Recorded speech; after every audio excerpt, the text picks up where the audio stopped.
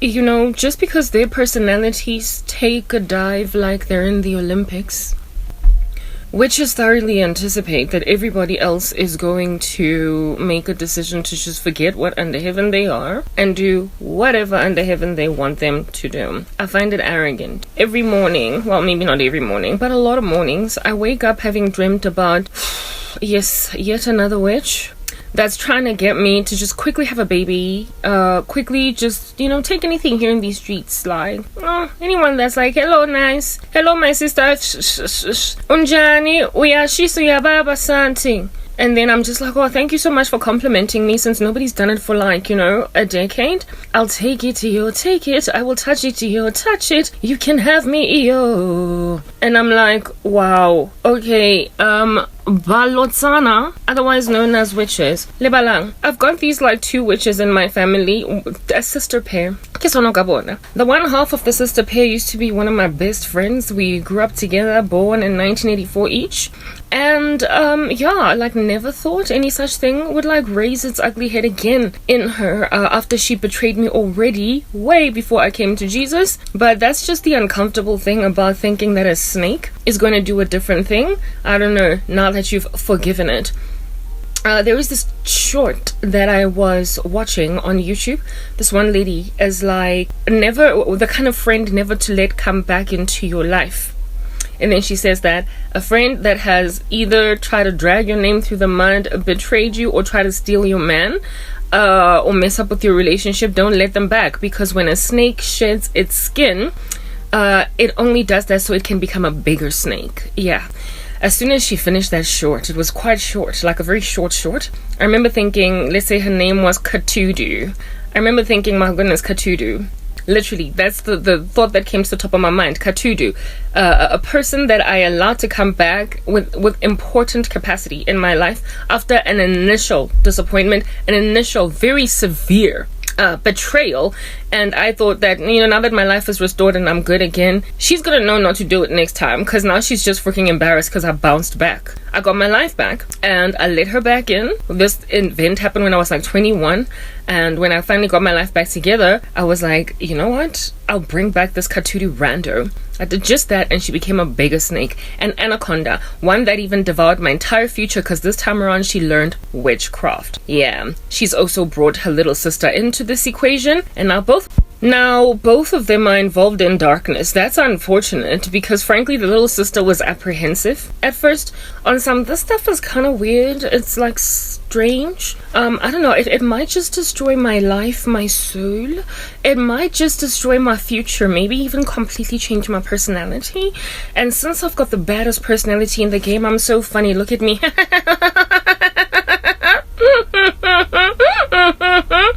I'm so jocose. I wouldn't want to lose any of that. Last time I checked, witchcraft makes people all dark and eerie, so I'm not sure. And my sister was like, do you want a future? And she was like, well, I do. Are you currently struggling? Making like a false preacher. Yeah. Do you want better? Yes. Do you see yourself in a big suit one day? I guess. Is it going to work out for you to stay on this trajectory? I guess not. Has anything ever worked out for you before? Well, I mean, I'm still young or not? I guess not. So come with me. I know this one lady ko Pimville Pesta by the name of Coxbanban Uzokseza. Weird. Mara. How's Mo? You got it, girl. You got it. Onalebo Camus. Obono Remukimuense Karabo. You saw what I did to Karabo. Well, I mean, it's uncomfortable. It's uncomfortable. A sister gotta do what a sister gotta do. You know what I'm saying? Sister gotta do what a sister gotta do. You know what I'm saying? Sister gotta do what a sister gotta do. You know what I'm saying? I mean, somebody gotta get a career. So it's gonna be me. At the expense of someone else, I gotta steal somebody else's future. And she's like,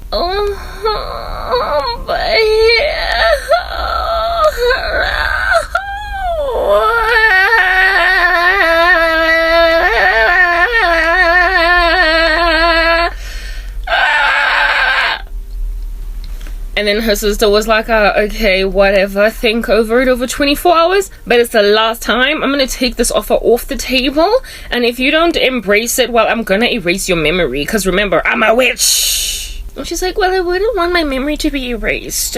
So I guess where do we start? And so this like sister pair then started to literally bewitch everything in their periphery. Her own sister chose someone to ransack, and then she chose me. Why? Because I was the one out there that she was envious of. This thing became a bigger snake. Back in the day, she was just full of sabotage, however, using physical means. Now she did it with spiritual weapons.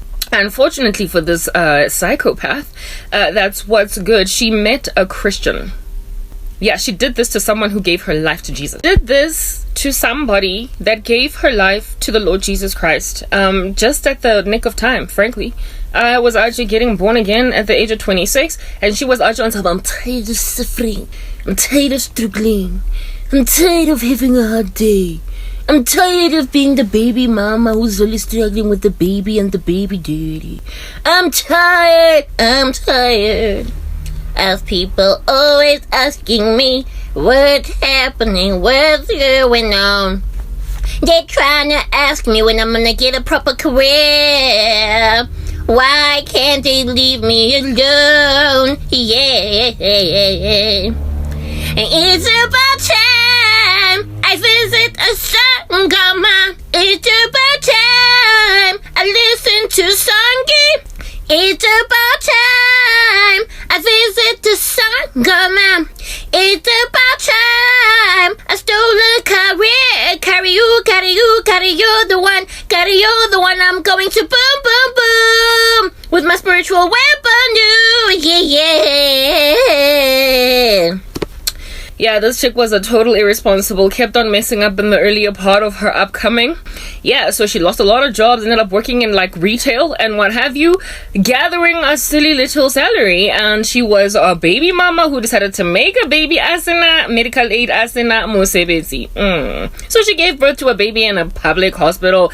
Baby daddy of which had also quit his job in order to pursue business, but the two of them irresponsibles made a decision to plan a baby even when there was no financial stability in both of their lives. But no, we are brooding.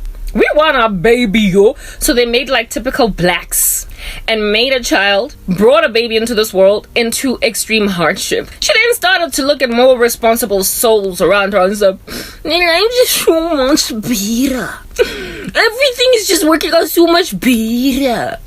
Why me? I want a better life like everyone. What can I do to fix the situation boiling me up inside? I'm going to declare whoa on my cousin, cause she's so successful and has everything working out for her. I can say freshly ground, and I was like, wow, okay, yeah. Yeah, the Lord then decided to give Karabo a calling on some girl. I'm calling you, you're my baby. I was like, ooh, okay, I'll take it. Thank you for calling me. So what's next? Yeah, made me what it is under heaven that I am, what you're walking at now. But this woman, she made a decision, or Karab was the one, okay, matlang out the way. One, because I was literally the most successful out of literally everybody, including in the family. Out of our peers, my sister was a little bit above me. And secondly, because I was the closest one she was with, Bumba Beste. I like to say this, hey, about witches. Like, yo, I must, keep your enemies close, but keep your frenemies closer, or something of that nature. Witchcraft is a crime of passion for the better part of the time, witches rarely ever afflict. You are so far away. There are some crazy psychopaths out there. Like I recently met one. Yeah, some woman in Jefela that came into my life through a DM. Wrote me in my blog and then decided to bewitch the living daylights out of me. You do find little creeps like that who will literally like afflict you from da fair. In other words, they're very far away.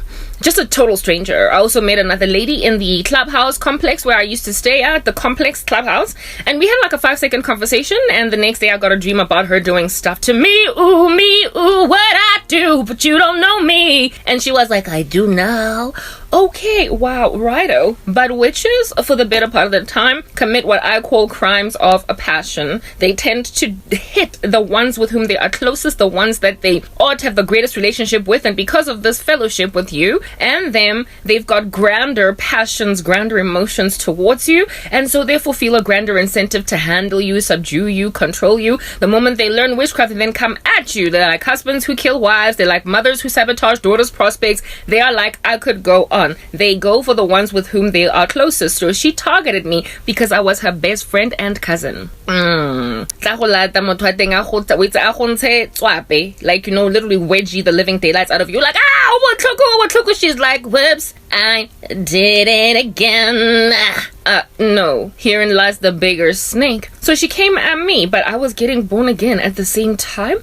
God was giving me a call. God was planning on doing a thing with my life in the future. He wanted to set me apart, literally put me in isolation, make sure that I don't have anyone in my life so I can prophesy the things I need to prophesy without the distraction of a bustling career, thriving marriage, children running around all over the show, so that I can look at nothing but Jesus. And so that's what I did for a decade. But I've been complaining because I hate being unemployed and totally poor. However, this rando female was like,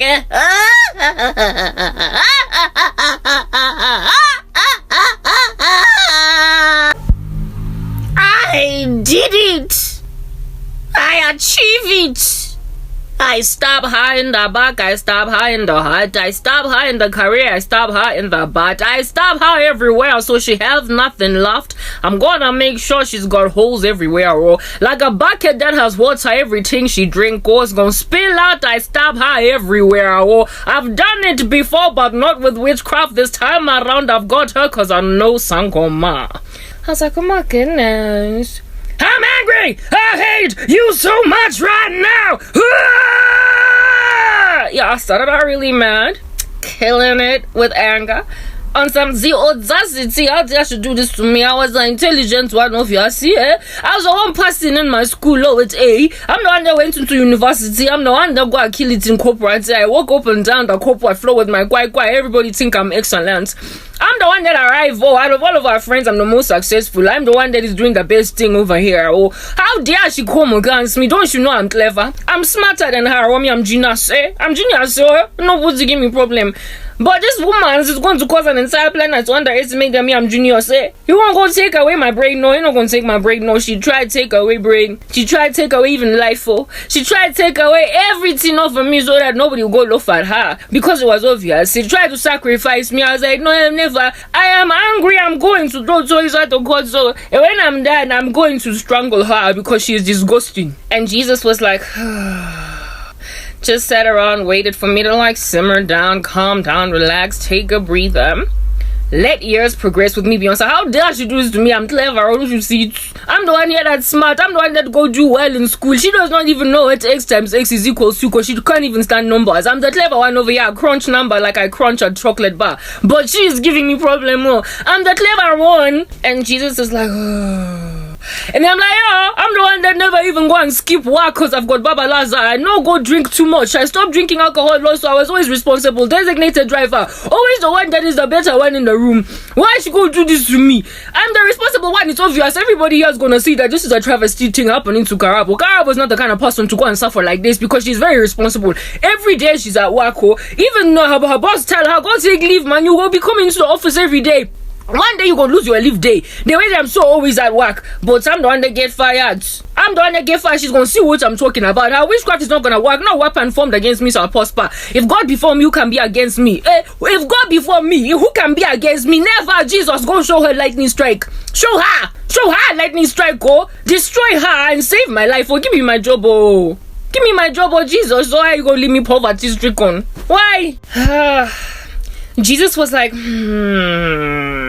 Well, it was until I finally learned lesson. I was like, hey, Jesus, here are my years ticking and ticking. No, I look at our watch, I'm getting old. Are you gonna watch me turn 35? Oh? Are you gonna now watch me turn 40? An entire decade from the age 29, no, Jesus say. 30, 31, 32, 33. Where's my breakthrough? Yeah, 34, 35. Where is my husband and my children? Now I've got a geriatric womb. Hey, but I pray. 36, 37. Oh, Jesus, it's getting too late now. Who's gonna find me attractive at this giant age? 38. No, I'm turning 39. Oh, Jesus. So tomorrow I'm 40. How you gonna go just abandon me like that? And Jesus is like, Ultimately, I discover what's going on over here, Arrow. I've been explaining it. Please go check out all of my parts, my series, all the things that I do. We're leaving. We're going in the rapture. Millennial reign of Jesus Christ is at the door. Before then, there's going to be a 7-year tribulation. So I'm going to be in the clouds in the sky, killing it, kicking it in heaven with Jesus, judging the whole world, watching the Hunger Games. Yeah, so I had to be in this position, because if I was not in this position, I would not have shared much of what it is that I shared with the level of candor that I shared, because I would have been looking at my boss in corporate South Africa and wondering what he or she is going to think with all of my taboo content. I wouldn't have been able to speak out readily or freely against the violent, virulent, incredibly intense corruption in corporate South Africa without being surveilled by corporate South Africa and being considered a little bit of a watcher. You know, like it's going to be like this chick, just watch her, the things she's saying online, because we know that organizations are surveilling, they're stalking their prospective employees and even their current employees on social media. So the things that I speak are too taboo. I am calling out random rubbish in the South African government, random rubbish in corporate South Africa.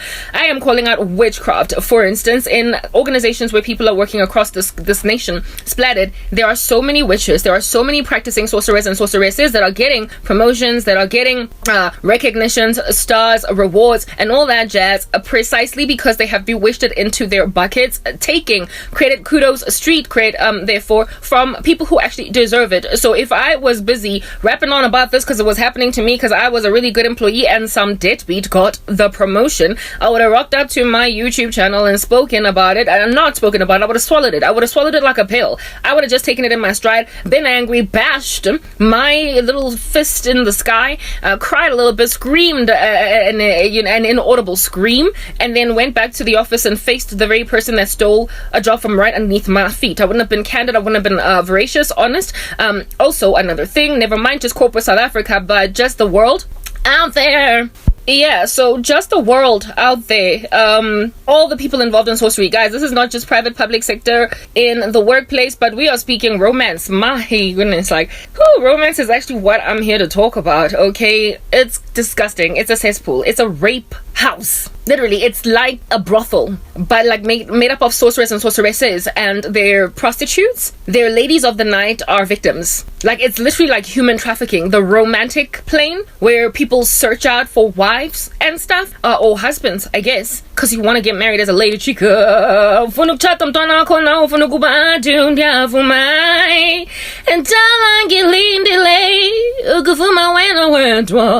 got this question for you, my baby. Do you say I do gavumai? I do gavumai do. Hey, batungi puti lepina eo, but like, yeah, everybody be out in these streets trying to get married well, for good reasons. I mean, who does not want to get married well? Yeah, and because of this like longing for marriage that's always just been around, because that's how God made us, to long to one day be with our partners forever and ever. Yeah, no, there is a lot of manipulation through sorcery of spouses, be they female or male, but I'm really just trying to gun for women right now because the pandemic is really very richly against women. There's a lot of Gorobela. A lot, like, as in, I would go so far as to say, out of all the marriages, especially within the black community in South Africa that have been entered into the past 10 years, a good 70% of them involve some kind of witchcraft, where the individual in question that is the victim of the perpetrator would not have even looked in the direction of the perpetrator if at all it was not for influencing them through the spirit realm. So people are getting divorced in like horrific numbers. Imedi that have been with guys for way too long, and they're like, I don't want you anymore. It happened actually to the younger sister. Look at you embracing your sister's witchcraft, and now you're married to a guy you didn't sign up for. The younger sister, she wanted to get out. She was not really sure if this was going to end up well. Well, she gave the dude babies, and I believe they're married today. Don't know the stats of their union or what's going on, because I literally don't find out anything of what's going on in the family, because I, one, don't care, and two, they also don't care to tell me. So I guess we're in this together without caring. Yeah, that's what's good. Yeah, no, go chat this meeting. And the biggest challenge of the occult in any ecosystem will always be the body of Christ and the prayers thereof. So there has been a gargantuan mammoth attack on the body of Christ, and much of which has prospered. It has succeeded. Churches are like these little kiddies playgrounds where khona le scotch, chichigago, kom banana, bati ya matini, bati ya tenese, ulahlanko dimo egi. Yeah, they're just playing games. They're not really actually successful in prayer. Yeah, no, the occult is having a field day with churches. They are succeeding. They are infiltrating entire witches coming from covens. The strategy of which is to literally run a whole coven in a church, and a coven would not successfully run in any church if people were actually truly praying. Yeah, they do every so often. Ba ba ba ba ta ta ta. What are you doing? Orderly worship. God made it clear. Stop with that. Nobody understands what you're saying. So that whole tongues thing is messing churches up. Why? Because of the fact that demonic tongues are being infiltrated amidst real tongues, and they are conquering them because they are walking in disobedience. When people don't pray, when people are compromised in Christ, their prayers are hindered. They are hindered. They're thwarted, right? Plus, on top of that, churches are teeming at the folds because of a lack of preaching of holiness in the church with people that aren't already born again. One, they only attend Easter or 2 or 3 times in like a 6-month period, or they're there every Sunday. What? Umuntu wakhona is cohabiting. The person is in witchcraft. The person is living with a boyfriend. They're having sex. The person is this and that. The person is a gossip, a saboteur in the office. They're disrespectful. They keep stealing stationery. Like, I could go on. So when they pray, God, like, really, the prayers of the wicked are an abomination to Emmanuel. That's what the Lord has to say. So he just looks at them on some, this is a stench to my nose. It's a stench. I don't know why it's rising up to the heavens, because it's a total stench. I don't want this. So the church is full with people that are praying that are not getting heard. Church is full of people that are compromised, and so their prayers are being hindered even though they're Christians. Like for instance, what are you saying? What are you saying? Like proper in the whole church, like the fact that I could even mimic that, and I was not even praying in my own real tongues. That's like titi pa pa pa ta ta. No, I'm not praying. Like, I literally am pretty aware that I'm not tapped into the spirit. I'm just ta ta ta ta ta ta ta ta ta ta. Ting ting twing. Plates might as well drop on the floor with you like a ting twing. But busy twing twing twing. When the word of the Lord makes it clear that don't do this thing, and one of the biggest strategies by the occult against the church is that phenomenon, that whole thing that is happening in churches where they are completely disregarding the Bible. The devil is like, okay, go in, my people, and just start twing ka twing twing ka ta pa pe pe pe pe pe. Woo! Dorom pam pam pam.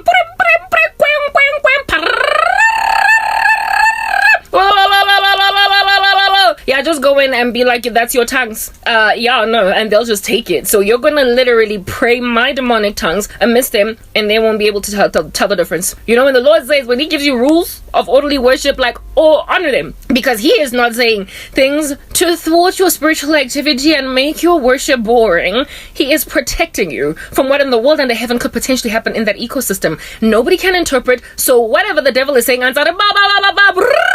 like, avoid it. Just tell them, don't do it, not in this church, but it ain't happening. So the occult has very severely infiltrated churches. There are actual witches. Oh, come on, don't do that to me. There are actual witches working in churches that whose sole prerogative is to literally disrupt actual tongues with demonic tongues. And because people are busy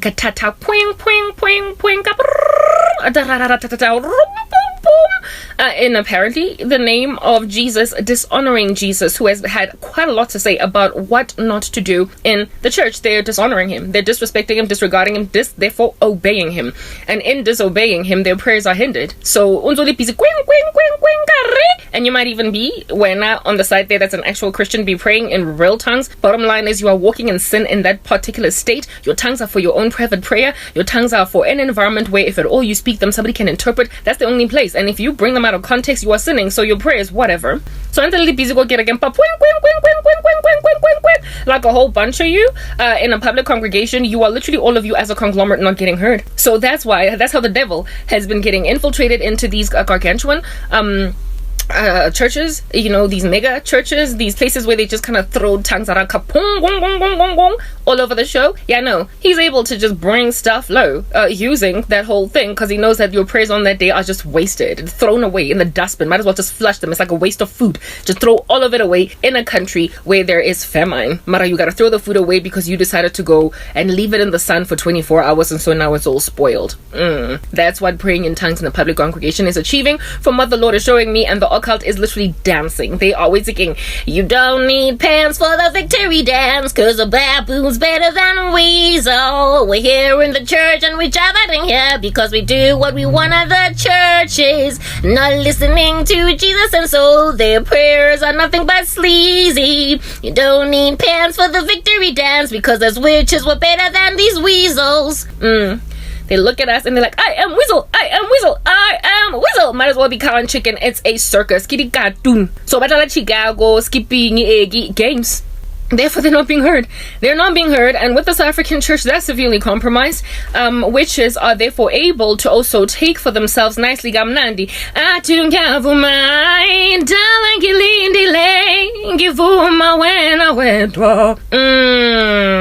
Godly women that have been waiting on the Lord for husbands. In the name of Jesus, I want husband. And a Satanist next to you. Say a roop, say a roop, say a roop, say oh. And then it's like, hello, my pebbles, you're so beautiful. We both love Jesus. Let's get married. This guy has literally cancelled your tongues with his, and he's your husband now. Indeed. So this thing is literally twitchy, guys. I don't care, you can hear my voice. I'm having to use my iPhone because the other phone is busy publishing another video, and you're busy. Yes. So the South African church is just like I said, Kiskoche, and witches have drawn in their little block star Scotch number 9 a flower because they've won the game. That's what's good. They're literally ransacking the South African church. It's a joke. It's a joke. It is a joke. Do you understand? If you like, it is a total joke. They have messed it up, especially with the whole tongues thing. They've infiltrated satanic ministers because of people looking for signs and wonders. So our prophet Lovi Tanamount, like these bushiris all over the show, men that are occult practitioners able to comfortably sit in a church. Comfortably. Like, I understand a person that is working for the kingdom of darkness is so indwelt by demons that they can't stand the presence of true praying saints or a true praying church. So a wicked pastor will last literally all of 5 seconds in a real church where people are really actually truly praying. But what's happening right now is that true Christians that are disquieted, what they're doing, what's happening to them is like what happened with me. They get squeezed out of that environment. They get persecuted out of the church until there's no one that's scary to the occult. So they're just having a field day. They're like swimming in hammocks, opening up a bottle of Jack Daniels, drinking it up with Coke. Like what? Turn up the volume and they start bopping. Like they start dabbing. That's what's happening in the church. The occult is literally on holiday. It's like Tahiti. They are sunbathing inside the church. They are having a good time, unfettered, and the few Christians that are there are getting squeezed out, or they're getting, the Lord is telling them get out, and they don't want to get out, so they're being persecuted. They are stubborn to basically wake up. They don't want to lose churches. They want to continue to fellowship with the saints, but they can't find anywhere where it's sober, so they're settling. That's what used to happen. That's what was the case with me. But God took me out by force. He took me out by force. Got me so like horrifically persecuted by the actual church that there was no way that I could stick around, that I could stay. And then I was thrown in this position. My church didn't help me. And 10 years down the line, almost a decade down the line, I'm still suffering. And I'm like, God, but why didn't you give me breakthrough? God, and then the Lord is like, God, but look at the country. Look around, baby. Have a good look. Go and grab magnified glass, baby. Go and grab binocular. Stare at it. This is the country you're living in. Nobody's gonna let you get married without bewitching your baby in your belly. When your baby comes out healthy anyway, because you that prayer warrior, they're then going to bewitch your baby's education so your baby doesn't develop. They're gonna bewitch your marriage. They're gonna keep on coming in between this and that. I don't want my children having to constantly fast and pray because they live in a country that refuses to let Christians be. That's South Africa. So why, oh why, am I unemployed, God? You're unemployed because you never would have been able to deliver this level of message with this level of accuracy, with this level of conviction, with this level of taking no prisoners and candor. Basically just literally in their face, bullseyes, not scared to take prisoners. Yeah, you would never have spoken like this if you were busy watching over your shoulder because of understanding of the surveillance around you by your organization and general life. So the company that you worked for, you were gonna always be looking over your shoulder. Things were gonna get bad in a way that you were gonna feel. And also, you're very skilled, you're talented, you're gifted. I made sure that you're gifted, okay? However, you are going to end up with a very severe case of what do they call this thing? Insecurity. In everything that you do, you would have started out your career very well and basically getting where you need to getting the promotions as they came along because you were skilled, you were excellent, but you were going to get so many witches coming at you, targeting your career, getting promotions that belonged to you because they would have succeeded to convince your future boss away from hiring you instead of them. It wouldn't have been about you. You wouldn't have been brought low because you're my disciple, but remember, they're not saved. And so because they're not saved, any witchcraft spell in Jefela from a distance, they are like African tribes in the early ages hunting for like game in the wild with poison darts. Yeah, no, they like poison dart bosses, they poison dart CEOs, they poison dart decision committees, they poison dart panels and interviews, they poison dart anybody at all that has a weigh in on who gets the job. So yeah, since the road is narrow that leads to life, that few they be that find it. Most people very frankly are not born again, even when they profess Christ in a country that calls itself Christian. You're gonna have lots and lots, hundreds of thousands, millions of people calling themselves believers, but I know that I only have a remnant. I know who belongs to me. In an office building filled with 100 staff members, I only see 5 as my own disciples. So given how violently outnumbered true saints are, you are not going to be able to successfully pray off all the darts against all of your colleagues and also all the darts that are coming at you and everybody else. You are going to just get bombarded. So what was going to happen is that you are going to lose a lot.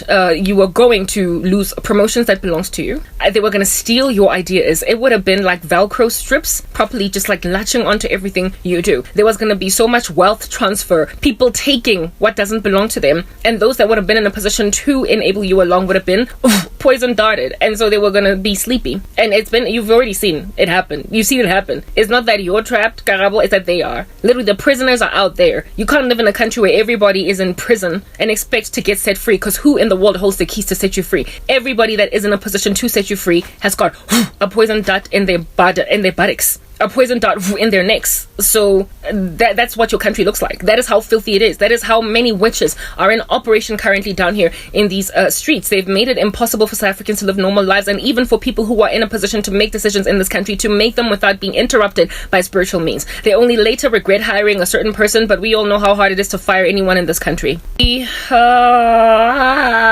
all know how hard it is to get anybody fired in this country. It's a whole process. The Labor Relations Act is quite laborious to follow as employees. So people get hired that don't fit the job, they don't fit the profile, they are frankly not the best interview candidate, but they have spiritually manipulated the panel, and so they get the job, and 2 months later the boss regrets hiring that guy or that girl, because witchcraft does not suddenly give you skills. Let's just put that out there. You can get a promotion, but if you're not the person for the job, you're gonna drop the ball. It's that basic. That's why witches end up so incredibly jealous of people who actually work hard, because they actually gain skills. They're actually good at what they do. So you're gonna have this boss that's leaning on not you, given that you were hired for that job, but somebody else who is lowlier than you, who is in a lower position, essentially surveilling what you're doing, and you being the thorn in the flesh of your boss. But in South Africa, you can't fire a person unless you give them a first written warning, a second written warning, and then you go through an investigation process.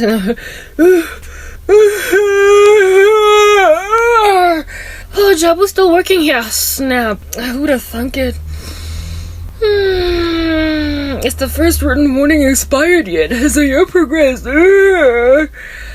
I guess we're stuck with Jabu until the guy gets fired, and that's when you get bad cases where constructive criticism, not constructive, but dismissal is happening. Constructive dismissal is essentially making a person's life such a living nightmare so they will get fired from their jobs. So such antics are being participated in corporate by organizations struggling to fire people that need to be fired. Literally, as in day before yesterday, how I wish the American system was applicable. Our laws protect bums, do you understand? Literal buttocks in chairs that are just there to warm the chair and then go home at 5 p.m. It's unfortunate. There are countries in this world where people can just get fired. However, these laws do cover people who actually do need protection from like bad people that are trying to get them fired, even though they're innocent. So I guess, wherever it is that you have a good law, there will always be people who find a loophole and exploit the circumstance, and witches are exploiting the tough employment laws of this nation that protect staff members so very much. They are literally riding the wave of the fact that they can't just get fired. So colleagues end up embittered. They really can't stand this bum, this like dust gatherer that is not doing well, but it's their boss, or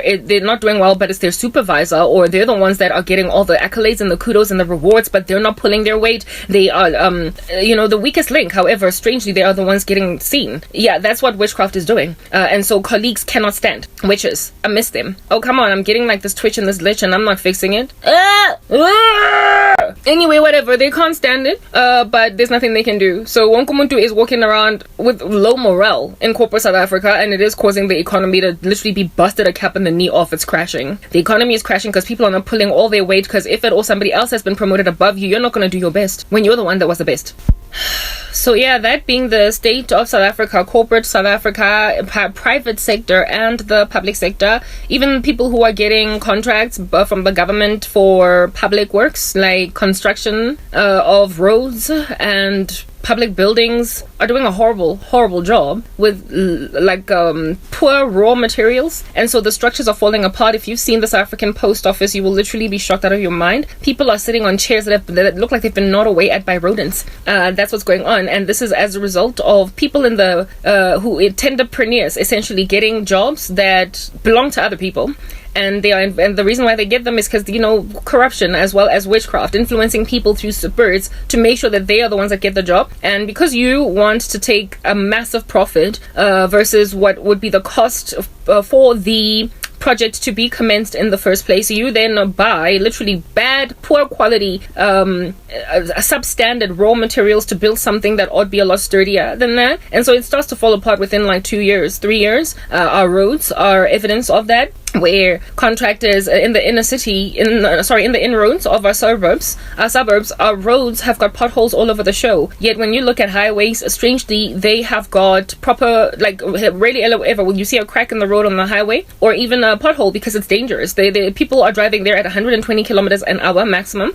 So therefore, if at all you were to hit a pothole at that speed, your car could turn over and people could die. So in order to avoid that, they then do what it is that they do. They build the highway properly, but the inroads, they don't use the right raw materials because they understand their people are slow, there are robots everywhere, and people also are watching for the road on the floor to avoid potholes. And so they tell themselves that South Africans are safe in the inner roads in the way that they're not on the highway, so we're just going to give them substandard inner roads, but then build their highways properly so that they don't die in their numbers on the highway. These are the kinds of things that are happening in the country. Everything is falling apart, and witchcraft is at the epicenter. So it's the korobela all over the show, marriages being entered into that people didn't sign up for, resulting in another thing, the korobela phenomenon, within the romance space, this witchcraft phenomenon, it's causing gender-based violence in the worst way, because that's the thing about a man. Herein lies a man that married a woman that did not want him, but that was made to want him using witchcraft. He's insecure like no man's business, and so because he's insecure, he starts to be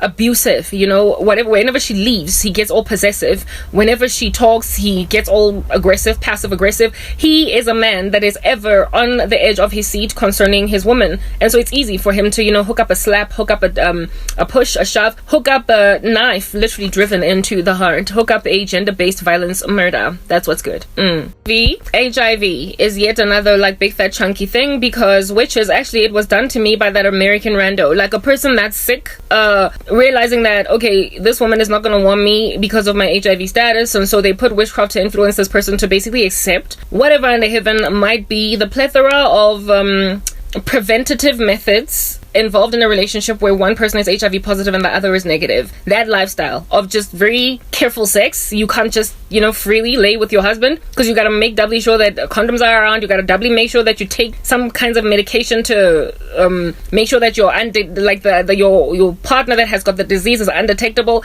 and you have reduced also chances using some kind of medication to ever contract just very uncomfortable sex. And everybody knows, if you're busy trying to have a baby, meds our whole thing, you cannot just take anything. So if you want to have a child with him, it's I don't know what in the world under heaven are the things that are involved in a relationship where one person is HIV positive and the other one is negative. And if both parties influenced by spirits are happy to do this, by all means go on right ahead and marry an HIV positive man or an HIV positive woman. If you are happy to do this, if you are mature enough to love somebody in that position medically, by all means. But when then you get manipulated to accept that as a lifestyle, it's just and that's what's currently happening, where HIV positive people are bewitching their prospects, whoever it is that they want, right, to accept a life with somebody that is HIV positive. And now, if you've been spiritually manipulated, you are highly unlikely even going to be responsible or actively really surveilling your own safety with the virus, consulting doctors and everything. The carefulness that a couple that is not manipulated spiritually will not exist, because now you're basically drunk, you're high on witchcraft, and so you are likely going to slip and end up in and of yourself testing positive for HIV. Yeah, no, it happened with me. The dude wakwa America, I'm gonna like Zomkipa, he tested positive for HIV and used witchcraft to try and make me embrace. Except in my stride, essentially, what is this? I already spoke about this. I take in my stride the fact that he's positive. He used a whole bunch of witchcraft. He's gotten me pursued by that. And I had a dream last night, which is why I'm even ranting like this. I'm supposed to be editing a 48-part series that frankly needs to get out as in day before yesterday. But I'm talking here.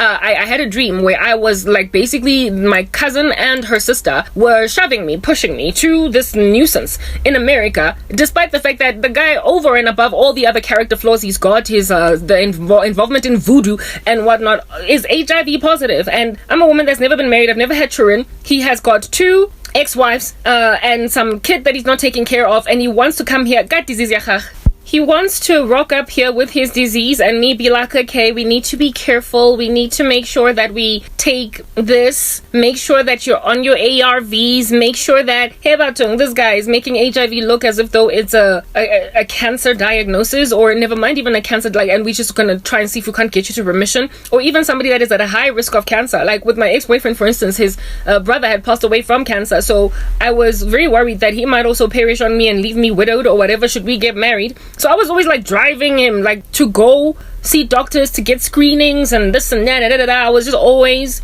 all up in pushing him, because I knew that he potentially could one day also have it, because I know that cancer is hereditary in some instances. Yeah, he was trying to make HIV look like something like that, where I'm just always really very careful to make sure that my boyfriend doesn't die fast, you know, doesn't also like, you know, end up with cancer, to like check, get his things done, blah blah and whatnot. This is cancer is not a sexually transmitted disease. HIV is. And sex is such a big, huge, gargantuan part of a marriage, for crying out loud. Like, for me to be 24 hours a day just in danger of contracting HIV because I'm married to I can't take it. There are people who are mature enough to embrace that, but not me. I worked very hard to make sure that I never ever get it and stay healthy. I got saved then, which made it even better because of the fact that now I'm abstinent. I have not had sex ever since that very boyfriend that I'm talking about. And here it is that a person wants to rock up, be the first one to have my body ever since then, and he at the very first time that I lay with him, I very potentially might end up HIV positive. Yeah, no, this cousin of mine and her sister were trying to push me to this man. When I started talking Lana, I said witches, they think that witchcraft not only changes their own personalities, but the personalities of people out there, personalities of people they bewitch. They literally try to cause everybody to compromise on basic common sense, basic things that are the way that you tend to reason, you as a person, how you tend to logic, that like just basic cognitive function. They expect to be able to just throw it awry because they messed up their own lives, because they did ABCD. Yeah, no, guys, that's the kind of stuff that I'm facing. Constant witchcraft, darts in my direction, and it's been evident all throughout the years that I'm not that girl. I'm not that girl. I don't have a child yet. I don't have a husband. This cousin of mine is the one that made a baby when she couldn't afford to. I'm not about to go and give birth to a baby. Go Jobek Jen. I'm not about to go and give birth to a baby in a public hospital. I can't stand them. I can't stand being inside them. I can't stand regular hospitals, let alone a public one. And in this country, queues for days. She had to be discharged after just one day, even though she was still bleeding. Her stitches were still sore, because they had to make room for other women that were busy giving birth in the greater Johannesburg area. There was no space for her. They kicked her out after just one day. Yo. Imagine giving birth to a baby as a first-time mom in a hospital where you're still feeling kind of weak, and they tell you you're gonna have to go home because another woman is about to give birth. What in the world? Like, childbirth, and especially as broody as I am, is such a sacred experience, and I am literally being asked by witches, and then come back into this environment, bring a baby into this space. I can't even handle a cat. And this morning I woke up from these nightmares, and then as I'm busy walking up and down, basically prepping my morning routine and what have you, I heard that song from back in the day. What's love got to do with it, babe? What's love got to do? Yeah, I don't love this guy. I can't stand him. I think he's a rapist and a murderer. I cannot deal. He has tried to kill me multiple times. Every time after his death curses fail, he then goes back to love curses. Like, he's just on a loop, a cycle, and I'm waiting for God to essentially knock him out because he's gonna die. But in the run-up to, he is hopeful, precisely because of my family conditions and the witchcraft certain of my family members keep sending to make me settle. And this guy's like, if anybody's gonna get you, it's gonna be me. First come, first serve. Like, just that level of bravado. That's what witches into Korobela literally say about people. They meet you and they're like, first come, first serve. Imagine somebody looking at you, a sacred being, a whole individual made in the image of God, looking at you like that. Like you're something that anyone can just take insofar as they found you first. You don't get to make a decision. You don't get to have standards. You just take whatever comes. Witchcraft intends to manipulate the cosmos that way, to mess with people's minds, literally mind control, to a point of making them do some of the most abominable things that are trashy for them. Things that they never would do. They go and they grab a whole classy woman and make her the bottom of the barrel. That's what witches hope to achieve. Like, it's so arrogant because God, his common grace, makes sure that witchcraft does not work the way that it is supposed to. Because if it did work the way that it was supposed to work, so many people would just suddenly plunge from glory. So many people would suddenly lose their wits, their minds. So many women would be married to the boto, and so many men would be married to whores, even though they were like the most eligible bachelors in the city. He makes sure that his common grace applies, that some witchcraft very simply just does not take effect. It's just obviously a menacing, a heinous act of compromise on the part of a person when it's glaring and gawking in broad daylight. Some people are like, no, I'm sorry, but like, no, I'm not doing this.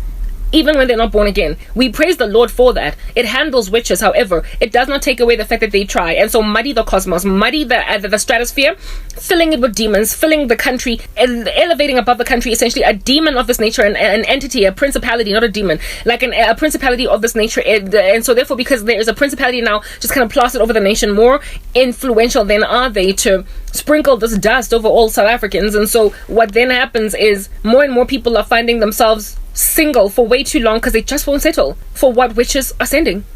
People are staying single for way too long. Like 10 years, I've been single for 12, for instance, right? Yeah, they are staying single for much too long because of an unpreparedness to settle for what witches are sending. When then there's been placed, as a result of a lot of demonic activity going on, an actual principality over the country that is influencing this particular agenda, it will make sure that you appear unlucky in love. I don't like the word lucky because it suggests some other spirit is behind it, but I had to use it for the sake of this analogy. You will appear unfortunate in love. You understand what I'm saying? Where it is that even though you know what you want and you don't want to compromise, you will keep on getting sent the same rubbish because this principality is in operation, making sure that all you can meet are men that love Korobela, men that are literally saying, what's love got to do with it. This guy is singing that song. He knows I don't love him. I want nothing to do with him. He is disgusting, but he's like, it ain't got nothing to do with love. This is it's a hostage situation. He wants me. He's a psychopath. He's a psychopath. He's crazy. And there's no talking to a crazy person. There is no talking to a crazy person, but crazy witches that are not psychopaths. They have not lost their minds yet. Even though to a certain extent they are. This dude is a total textbook case of some diagnosable mental illness. And they want me to go marry a man like that will inevitably, literally drive a chainsaw through my torso in violence to end my life because I am unmanageable. I'm like a grease ball in your hand. I keep slipping out. I don't do what you want me to do. And so therefore he will end up, just like I said, driving a chainsaw right through my torso. He has been trying to kill me, but now he wants me in his life. Why, Foster? I don't know when God is going to take him out because I need him dead. I proper do. I am not even trying to take prisoners with that. Like, this dude needs to be neutralized. Is that basic? But the only reason he's got that level of bravado, this guy, is because my family members keep going back to the drawing board because they want me to end up just my cousin. You know, whether sister or dom that embrace this rubbish. And now the two of them are engaged in some kind of family coven. I don't know what's going on. Yeah, no, she wants me to be exactly what she was. Giving birth to a baby in a public hospital, not even having your own apartment, and not having your own car, not having any of your own resources. I've never been that irresponsible. But she wants to make me exactly just like her. With a deadbeat baby daddy that cannot take care of me, but that nonetheless wants the baby for some strange reason, and over and above it, then Nabeke end up with HIV on top of it. That's what witches have literally, prepared for my future. Imagine that. That's what's going on in South Africa. Gender-based violence is because of Korobela. The unemployment rate of 30% is because of spells cast on careers.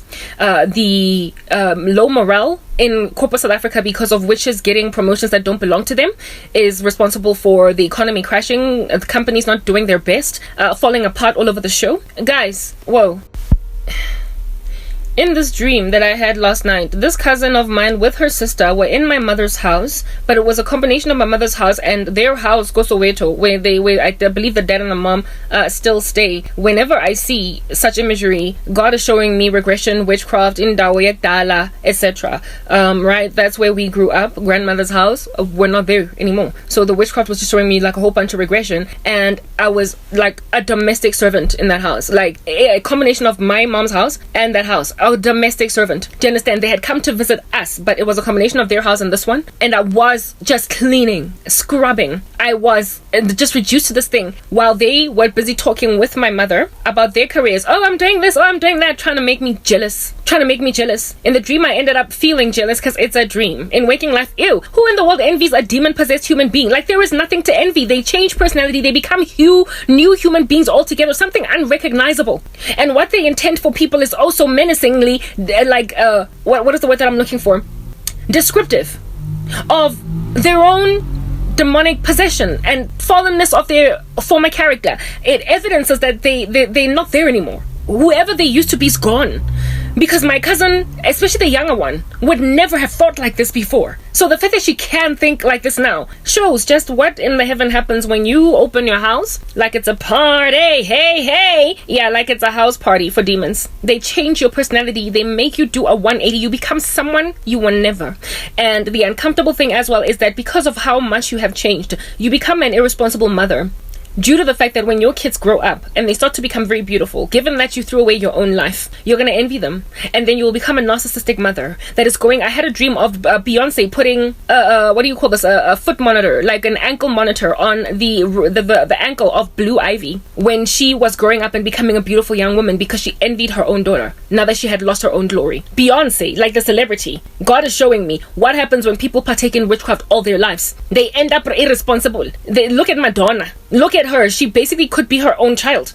They won't let go of their youth. They don't allow themselves to age with grace. They don't allow themselves to watch other people to live alone. They leave the little children alone. Leave them to live their own lives. They want to control impilo zabo. And in my dream, Beyonce's kid had an ankle monitor because she wanted to surveil and monitor everything she does and make sure that her movements, there's only so far that she can go and no further. She cannot go beyond a certain perimeter because she's not allowed to fly free like a bird because the mom caged herself in demonic possession. Yeah, so you might covet or envy, glamorize Beyonce's life, but that's what God is showing me is the mindset of a witch. So therefore, last time I checked, this cousin of mine had 2 daughters. She might have had more kids since then. I don't know. Okay? Yeah, no, inevitably, her kids, her daughters, are going to experience what I'm experiencing at the hands of my own mother. Narcissistic personality disorder, a mother that is holding her own child hostage, unprepared that her own child should live, marry, do what under heaven it is that she wants to do because she messed up her own life with darkness, and now she wants to make sure that she can surveil and control her own child. They destroy their own families. Inevitably, they will walk in that fashion. So it's only a matter of time. If at all the Lord does not stop this stuff, no flesh would be saved. If anything, the other day I was in the bathroom and I heard that scripture from Matthew 24 that unless the Lord cut those days short, no flesh would be saved. So the next generation, is it Alpha? Basically her kids would qualify as Generation Alpha, right? The one that comes after Gen Z. That generation of children are facing parents that are just menacing. If this is what's currently happening now to millennials and Gen Zs, can you imagine what Generation Alpha, basically the babies that we're giving birth to as millennials, are going to suffer at the hands of their parents? Jealousy, just so much jealousy, where kids literally cannot move because this cousin of mine is already far gone. She's done more witchcraft than my mom ever could have in her whole entire lifetime. Way more. She is way more involved in much darker things than any of the generation, is it X parents or just before X angazi of our parents. Their witchcraft was not as sophisticated. They did not have access to witch doctors in other African countries, or even on the internet finding some prolific member of a satanic organization offering services for a fee. Now witchcraft is more ubiquitously challenged and being practiced, and the entities that are placed over a nation when enough people practice witchcraft, those were not historically up above the country back in the days of my mom growing up. So witchcraft was individually practiced by witches, but not supported or aided by a chief principality. Now they've put a chief principality, making it more poignant, more potent on the ground. So the level of insanity that my own mom is walking in is a pin drop in the ocean in comparison to what my cousin will inevitably do to her own daughters when they get to an age where they start to become very beautiful, fill out their bodies, become hourglass, get pursued by men. There is no describing just how bad it's going to get. So if God does not cut these days short, no flesh would be saved. We are going to be dealing now with mothers just killing their teenage daughters because they came back home wearing mascara or whatever. Like, it's going to get to a point where mothers are literally holding... Look at what's happening with me. Like, I've got ability to freely roam even though I've been held hostage by a lack of support, a lack of service for my needs, a lack of acknowledgement of my person. But I can at least get out of here and go to Clearwater Mall and come back. The day is going to come when kids are actually bound in. The day is going to arrive when daughters, especially daughters, I will put this out there, are going to get literally put in dungeons, basements of parents' houses and locked in there and fed, like sent food, just so their parents don't have to watch their daughters do a better thing. What makes these women so envious of their own children is because when you swallow a whole bunch of demons, you change your character, you lose the nostalgic early part of your life. Your latter part of your life, you are such a different human being, such a monster, a menace, a completely different character that you long or miss for the innocence of youth before you started to practice witchcraft. So your kids remind you of that, and it is an assault. They find it an affront to what it is under heaven. It is that they're trying to escape emotionally.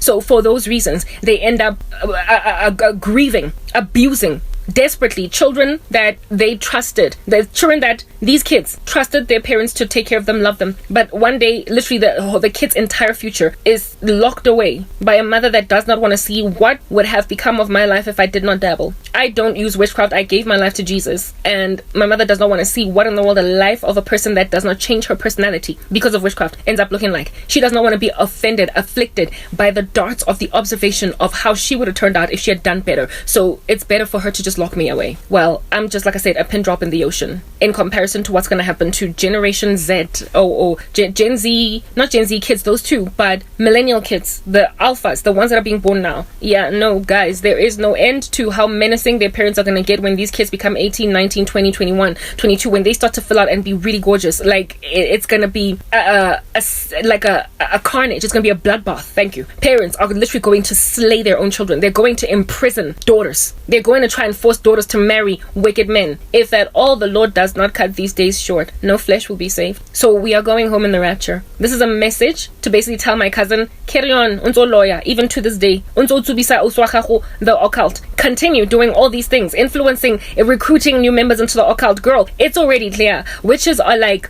people who don't flush the toilet after using it, where everybody can see, or you just left the stall but you didn't flush, and when the next person goes in there in a public hospital, in a public bathroom, they then see the stools in there, the urine. They're like women who just leave their pads, their sanitary pads, dirty ones, there on the side for everybody to see. They don't clean up after themselves, so everybody sees that they've got bad practices. Everybody sees that they lack hygiene. Thank you. It's obvious. Over time, it becomes clear that baloya. So the way that they try to then fix this is by killing their victims so they won't look so bad. And right now I am being targeted by my cousin and her sister for just a complete extinction, annihilation. They want me to settle. This cousin of mine, she wouldn't even care if I died. But her sister is a lot of Christians. Middle East is hatred for God as well. Persecution of Christians and violence and too much war. Africa, it's witchcraft. There is no way where it is livable by Christians. Yesterday, I was led. Last night, I was wearing that doogie, the last piece that I did before this. I spoke about how the world is teeming at the folds or is infested with the bugs of Mesopotamian dust, something of that nature. In other words, the Middle Eastern type of persecuting style of Christians is coming to all other countries in the world. And this is how South Africa is afflicting true believers. And those people sitting in churches, brick and mortar churches, they're ineffective to fight this darkness off because they are dishonoring God, disregarding His precepts, His laws. They're busy praying in tongues in public congregations. The witches are swinging in hammocks inside churches, able, without manifesting any demons at all, to just do what they do without any hindrance. Nobody even is onto them. True Christians are sitting at the backs of their mother's houses gathering dust. Other believers are stymied in churches where there's so much compromise, but there's nowhere else for them to go, so they sit out those churches. That's what's going on. The great apostasy. Every last person you meet is a witch. People are trying to force people to do things that they have not signed up for. And if you stick to your guns, you're going to live a life of isolation. this thing is already starting to give me issues with sound quality and what have you, so I'm gonna get out of here sooner rather than later and just finish this already, because I just wanted to rant. I'm doing other edits that I'm much rather focusing on right now, but I have to comfort myself over all the things I'm seeing, like the forcefulness, the spite, the fact that people want me to take whatever comes my way because they've made me desperate. Do I look desperate? No, seriously speaking, let's just get real. I'm not desperate. I'm waiting on the Lord. So just the fact that people, what's happening? Why is this thing doing what it's doing? Just the fact that people are trying everything in their power to make people who are not prepared to settle by putting them in desperado circumstances. That's what's going to make what is happening over here. Anyway, guys, I don't know what's going on, but this is going to be my last part. This phone is literally I even hate that I used it, because I'm going to do so much editing on it just to align my sound with my lips. But like, anyway, you know, this is just the story of my life. It sucks, so we just deal. Plus I need to use the bathroom. Herein lies the conclusion of this matter. Cousin and sister, I'm sorry, sister, that you decided to go and follow in this dark path, and now you're barely recognizable in your personality. First and foremost, you're all going to hell, and at this point, I'm just trying to protect my own life at this point. And on top of that, I will never ever settle. And for you to bring me men who are so forceful and coercive and full of rape and insistence and possessiveness over me, to a point where they will even sing, "What's love got to do with it, girl," knowing that I don't love them, but they want me anyway. The fact that you live in a world so incredibly crazy that women can't even protect other women from men like those evidences why it is under heaven that we even have a problem with gender-based violence in South Africa. This American man does not care. Nobody, like, if maybe some of the people in his life knew me, and as I describe him, he then would be embarrassed, maybe he might stop. But he's just sitting in America, where he is this like Lone Ranger psychopath surveilling a woman that does not belong to him, and he keeps on casting spells, imagining there are no ramifications because no one knows him or who it is that I'm talking about, and no one that is in his life is watching my content. So even when I describe his HIV and all these things, he's just like, whatever, but I'm just gonna keep trying. Those are the kinds of people that you have put me in the forefront of. Like, you have literally placed my life in harm's way. You've made out of me Uinene. You know, Uinene got murdered by some stranger when she went to go and collect her items at like a laundromat or whatever. A woman that did not sign up for it. She was not involved in a relationship with a deadbeat boyfriend. She was just killed by a stranger on the street. You've made my life like that of Uinene's, where I am in danger from some stranger on the street that doesn't even care all the things that I talk about him, because he is in an isolated part of the world somewhere. And that's the reason why I keep saying God will deliver me from this man. God Almighty will deliver me from this man by his death. Last night I had a dream of him trying to drag me noose to die, and I was like choking on some remove this noose from me. He keeps like penduluming between death curse and love curse, death curse and love curse. I keep saying that. He's crazy, and my family are throwing me to that psychopath. Essentially, they have already signed my death certificate. If at all the Lord does not cut these days short, no flesh would be saved. I am not at the beck and call of witches. They are frustrated that I'm not doing what they want me to do. The fact that I don't have any children is like, for them, something very important. The fact that I don't have a baby daddy ongravazang. Oh, that's another thing that I just want to put out there in this very final part. The reason why they are insisting on bringing certain people together with very dark satanic people that are involved in the occult is because it's very hard to handle them. It's hard to subdue them, and Christian women are among the most targeted demographic because of the fact that they tend to stick to their guns, plus they are aided along by the Holy Spirit. So when they say no, they get kept in singleness, or they are harassed by a barrage of sorcery, or they are harassed by very satanic men that keep on asking them out, and they don't want them. When you don't want to settle, they think you're arrogant because everybody else is just joining the party. It's like they are trying to round up all the people, but we are going home. Because this is what, like, the world is a zoo. It's wildlife. It is we are we mama yeah. In the jungle is South Africa, maybe the Earth South America today. Wankumuntu is practicing witchcraft and nobody can breathe today. I'm gonna fetch all the Christians and round them up in a church and make them pray in tongues so they can be distracted in what they do and not really successfully do anything at all. And those that are standing their ground against rubbish, we're gonna get to them today. Cause I'm a zebra and I'm a cobra, I'm a lion, a giraffe today. I am a crocodile, I am whatever animal it is that you want to write about today.